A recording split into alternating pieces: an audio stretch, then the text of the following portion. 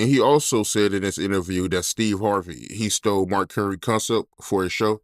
Because Mark Curry, he had the show Hanging with Mr. Cooper, and he said that Steve Harvey, he stole that concept. Well, that part I don't know, but I could tell you this, right? In the sitcom world, there's people who are showrunners. A showrunner is a person that gets your show on the air. Most people do take concepts from other shows and use it for them if that show is not on no more.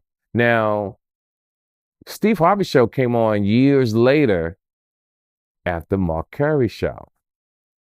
Years later, not the same year, not the same week, years later. My point, you can check Modern Family.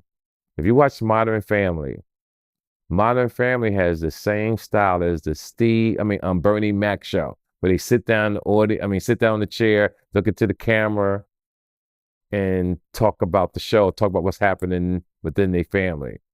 Modern Family took the same concept as the Bernie Mac show. I was just talking to my daughter about this last night as a major asking me this question. And it's the same concept. These things get flipped around a lot in Hollywood. Let's take Friends. Before Friends, there was a show with Queen Latifah and her crew. And Friends copied the same premise. I forgot the name of the show, but it was with Queen Latifah, and a few other people. It's crazy, I can't remember their names. But it was another show that came out before them with Queen Latifah. So this happens in TV land.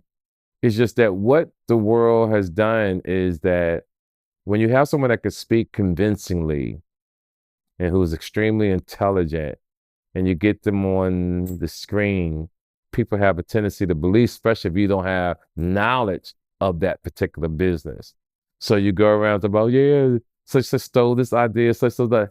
But that's not true. This is the way the game is played. Now, when someone takes a joke and you literally do it joke for joke, you don't even switch it up, that's disrespectful. That's like, yo.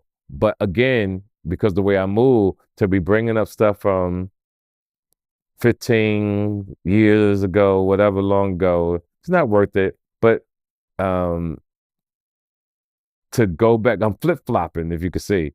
But to be on the side of Katt, he came on, spoke his truth. He said some real things, and he added some lies in there as well. I'm just keeping it 100. Like even when he said he could run a 40 and 4-1, or 4-4, and a lot of people, if you understand sports, I want people to do this for a second.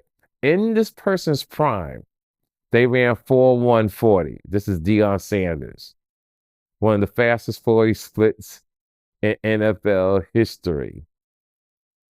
And Katt said he could run a 4-4. And not only did he run a 4-4, he ran a 4-4 in sweats. And he's 50 years old. And Deion ran 4-1 when he was 20-something years old. I think I put 20,000 on the table right now that I could race Katt Williams now and beat Katt Williams in a 40 for 20,000. And I'm 63. So Katt on some love. Let's just show the world on some fun stuff. Let's go somewhere. We could be in New Orleans next year at the Super Bowl and do it on Bourbon Street. Let's have the fans out there. We get out there, throw some sneakers on. We jump up and down, stretch, and run $40, and the winner get 20,000. Yo, that'll be some fun, yo. On some comedic stuff, that'll be hilarious. But Katt ain't running no 4-4 in the 40 at 50 years old with sweatpants on. I'm sorry. Right. It ain't happening. I mean, yeah, you're right, man. And for the people that don't know how fast the 4-4 is, that's pretty much what a wide receiver in the NFL ran. So. When I heard that, I thought that was hilarious, Joe. And again, people, I'm not hating on Katt. We're making observations here. I really don't give a F about none of that stuff, but it's just funny to me. And like I said, I'm here to give a different perspective on the things that you heard. Why not?